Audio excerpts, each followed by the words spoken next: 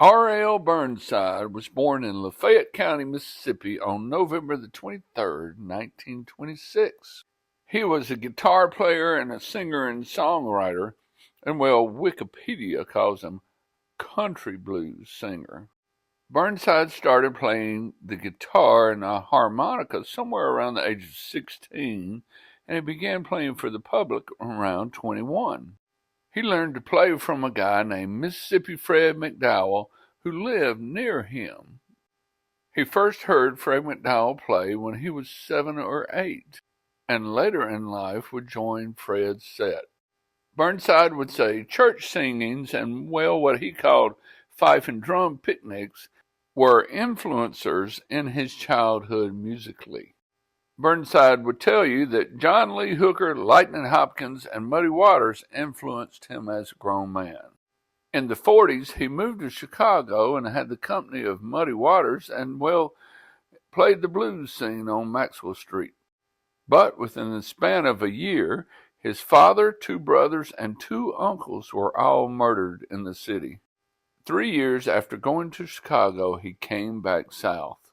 Sometime during the 50s, he was convicted of murder and thrown in jail in the state penitentiary. He worked into the 80s as a sharecropper and a commercial fisherman. He also would play at juke joints and bars and picnics and open house parties during this time period. Burnside was recorded by a guy named George Mitchell somewhere around 1967. Burnside was recorded again in 1979 and included his sons, Dwayne and Daniel, on guitar, Joseph on bass, and his son-in-law, Calvin Jackson, on drums. From 80 to 86, Burnside recorded for a Dutch label, and in 86 he retired from farm work and went more into his music. He played places like the World's Fair and the San Francisco Blues Festival, while touring internationally. In 1990, Burnside was featured in the documentary called Deep Blues and began recording for an Oxford, Mississippi label called Fat Possum Records in 1991. Burnside remained with Fat Possum until his death.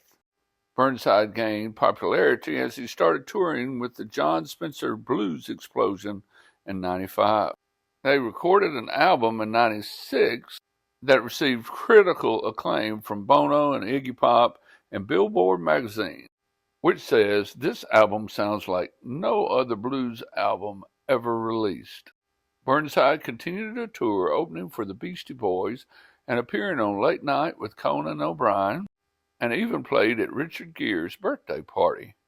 Burnside began to be in declining health and, he had an ear infection and underwent heart surgery in 1999. He stopped drinking when he had a heart attack in 2001.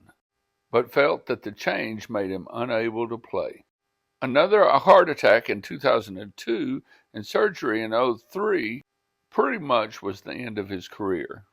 His last public appearance was the Bonnaroo Music Festival in 2004.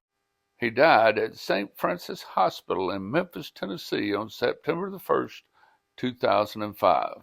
He had 4 daughters and 9 sons, 35 grandchildren, and 32 great-grandchildren. Members of his family continue to play the blues in the area today. Burnside received the W.C. Handy Award in 2000 and Traditional Blues Male Artist of the Year several times. Burnside had a powerful voice that did not fail with age but grew richer. He played electric and acoustic guitar without a slide, and was considered more North Mississippi Hill Country Blues than Delta Blues. I hope you've enjoyed learning a little bit about R.L. Burnside, another Mississippian who was simply one of the best there was at what he did. Thank you.